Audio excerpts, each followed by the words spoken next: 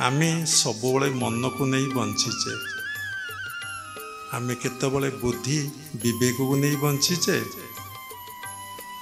आमे केतबले बुद्धि की गले आमे सबुबले मन मन क्या कहते बाबा अनेक थर सत्संग उपस्थापना करिसंती आपण combination of the thoughts is mind जन्म जन्मांतर संस्कार कर संस्कार समष्टि को मन कहुच्छे जन्म जन्मांतर माने अनेक जन्म कोटि कोटि जन्म तार हिसाब कई कहि परिबे नहीं जे साधना करिवो से ही कहि परिबे देखो तो गोटे कथार अनेक कथा मनर पांचटा अवस्था गोटे हूँ मूढ़ मन से माने ठाकुर फाकुर किछि मानिबे ना देवादेवी किछि मानिबे ना साधु सन्त किछि मानिबे ना जेमती पशु खाऊची शोची मैथुन करुची पिला छुआ जन्म ग्रहण करुची आउ जीवन निर्वाह करुची केतबेले जे मरिबा कथा से तो जानिनी केतबेले मर जाउची से कौनटा जीवन एत बड़ सृष्टि के आसी एत बड़ संसार को आसी कि सुंदर कि आनंदमय अटे विशाल संसार धन्य महाप्रभु महिमा तुमर अटे अनंत अपार कि सुंदर आहा कि आनंदमय एत बड़ संसार को आसी जमी आप देखिथे जिराफ सबू जीव क्या कौन एमती होउचंती किंतु जिराफ किसी कथा कहे ना कौन सी कथा तो से कहती ना सी गोटे प्राणी जीव कौन सी शब्द पाटिरू बाहरे ना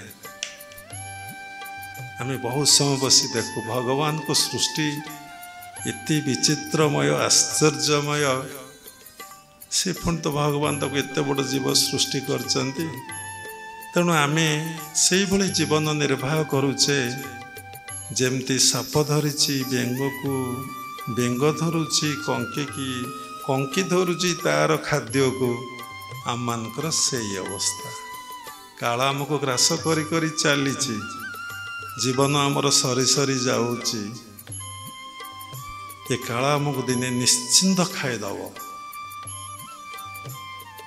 तेणु काल आमको ग्रास करिची आमर चेतना नहीं आमर तो सचेतनता आसी नहीं सचेतनता है स्थूल चेतनाटा है सूक्ष्म तेणु सचेतनता आमर आसी नहीं आ चेतना कौन आस केमी बसवा आम जाने कई ठीक भाव बसन केमी खाइबा आम जाने केमी आम कथा कहवा आम जाने केमती मुंडटा कुंडेबा सेटा भी आम जाने केमिति मेकअप हवा सेटा भी आम जाने किछि जाने कहीं कौन पाएंगे ना से भली शिक्षा से भली दीक्षा आम बापा मांकर नाही आम स्कूल कॉलेज रे नाही आम परिवेश नाही आम कौट तो देखा को पाइले शिक्षा को पाइले आम तो पूर्वर एवं कहले 100 जन भितर 10 जन भगवान को भल पाती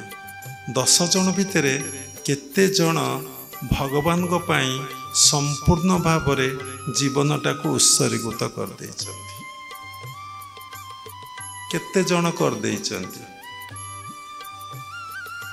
निजको देखंतु निजे जन्म रे अधा तो अधारू बेसी कटि गलानी संसार रे आउ जो 20-25 वर्ष समस्त रही है माने टार्गेट भितर ये दिनिया बंचीबी ता भितर भी अपन खसीजे ताठू अधिका जीवे ना सतरे जीवनटा को काटी पारे कि आपण मन प्रश्न उठिब मो पुओ को किए पालिबो मो झुओ को किए पालिबो मोर जमीबाड़ीर दायित्व किए नब मु देह सुस्थ हेले मते मेडिकल लेकिन किए जीव आज जो केजी केजी सुना घरे अच्छी ताकू जगिब किए आज जो 250-300 एकर प्रॉपर्टी मोर अच्छी ताकू जगिब किए सतरे तुम्हें भगवान आउ कि भगवान नुहति या पूर्व तुमर नथिला तुम्हें चलीगला पर तुमर हम ना थे नामाचार्य बाया बसी सुंदर भाव नाम चली बाया जोटी बसंती ସେଇଠି ଅଖଣ୍ଡ ନାମ ଚାଲେ। ବହୁତ ଲୋକ ସାଧୁ ସନ୍ଥ ପାଖକୁ ଦୁଃଖ ଜଣିବାକୁ ଆସନ୍ତି, ସୁଖ ଜଣିବା ପାଇଁ ଆସନ୍ତି ନାହିଁ। କାରଣ ମନୁଷ୍ୟ ସୁଖ ଭୋଗ ଚିନ୍ତି ନାନାଦି ଦେବତା ପୂଜନ୍ତି। କେମିତି ଦୁଃଖ ଯିବ, ଆମକୁ ସୁଖ ମିଳିବ, ଶାନ୍ତି ମିଳିବ, ଆନନ୍ଦ ମିଳିବା ସକାଶେ ଆସନ୍ତି ନାହିଁ, ସୁଖ ସକାଶେ ଆସନ୍ତି ସାଧୁମାନଙ୍କ ପାଖକୁ। ସମସ୍ତେ ତ ଆସନ୍ତି। କେତେ ଜଣ କହନ୍ତି ବାବା ମୁଁ କେମିତି ଭଗବାନଙ୍କୁ ପାଇବି ଟିକେ କହିଲେ। କେହି କହିଛ? ଯେତେ ଲୋକ ଏଠି ବସିଛ କେହି ଜଣେ କହିଛ ବାବା ମୁଁ କେମିତି ଈଶ୍ୱରଙ୍କୁ ପାଇବି? କେବଳ ମୋ ଗୋଟିଏ ପ୍ରଶ୍ନ, ମୋତେ ସେଇ କଥା ଟିକେ କୁହନ୍ତୁ। କହିଲେ ଅହଙ୍କାର ହବ। ଯେତେବେଳେ ଆମେ ଗୁରୁଙ୍କର ସନ୍ଧାନ ଅନୁଶୂନ୍ୟ ଥିଲୁ, ଅନେକ ଦ୍ୱାରସ୍ଥ ହେଇଛୁ, ମୋ ଗୁରୁ କୋଉଠି ଅଛନ୍ତି, ମୋ ଗୁରୁ କେବେ ମିଳିବେ। ସେଥିପାଇଁ ଜନ୍ମ ପତ୍ରିକା ଧରି ଆମେ ଅନେକ ଜ୍ୟୋତିଷଙ୍କର ଦ୍ୱାରସ୍ଥ ହେଇଛୁ। କିଏ ସେ ମୋ ଗୁରୁ? କିଏ ମୋତେ ଭଗବାନଙ୍କୁ ଦର୍ଶନ ଉପଲବ୍ଧି କରେଇଦେବେ? ଶେଷରେ ଜଣେ ସାଧକ ପାଖରେ ପହଞ୍ଚିଥିଲୁ। ସେ ବିନା ଜାତକରେ କହିଥିଲେ ମହୋଦଧି କୂଳରେ ବ୍ରାହ୍ମଣ ପରିବାରରେ ଜନ୍ମଗ୍ରହଣ କରିଛନ୍ତି, ଆପଣ ତାଙ୍କଠାରୁ ଦୀକ୍ଷା ଗ୍ରହଣ କରିବେ। ଆମେ ଖୋଜି ଖୋଜି ପୁରୀର କଡ଼ାର ଆଶ୍ରମରେ ଗୁରୁଦେବଙ୍କୁ ଦର୍ଶନ କଲୁ, ତାଙ୍କଠୁ ଦୀକ୍ଷା ଗ୍ରହଣ କଲୁ। ଗୋଟିଏ ପ୍ରଶ୍ନ ମୋ ଗୁରୁଙ୍କ ପାଖରେ ଥିଲା, ମୁଁ କେମିତି ଭଗବାନଙ୍କୁ ଦର୍ଶନ ଉପଲବ୍ଧି କରିବି। ଗୋଟିଏ କୋଶ୍ଚିନ୍ ନେଇକି ଯାଇଥିଲି। ଯେତେ ସାଧୁ ସନ୍ତଙ୍କର ଦ୍ୱାରସ୍ଥ ହେଇଛି ସମସ୍ତଙ୍କୁ ଗୋଟିଏ କଥା ପଚାରିଛି, ଭଗବାନଙ୍କୁ ଦର୍ଶନ ଆଉ ଅନୁଭବ କିଭଳି କରିବେ। ଏବେ ବି ମଝିରେ ଗଲେ ଥରେ ପଚାରେ ଦର୍ଶନ ଅନୁଭବ କରିବାର ମାର୍ଗଟା କ'ଣ, କେଉଁ ଟେକ୍ନିକ୍ରେ, ସହଜ ଏବଂ easy technique, sure technique, scientific technique ମୁଁ ତାଙ୍କୁ ପାଇବି। ମାର୍ଗଟା କ'ଣ ପଚାରେ। ସାଇଲେନ୍ସରେ ଏବେ ଆଉ ପ୍ରଶ୍ନ ନାହିଁ କି ଆଉ ଉତ୍ତର ନାହିଁ। ପ୍ରଶ୍ନର ସମାଧାନ ସବୁଦିନ ପାଇଁ ହେଇଯାଇଛି, ଆଉ ଉତ୍ତର ବି ମିଳିଯାଇଛି।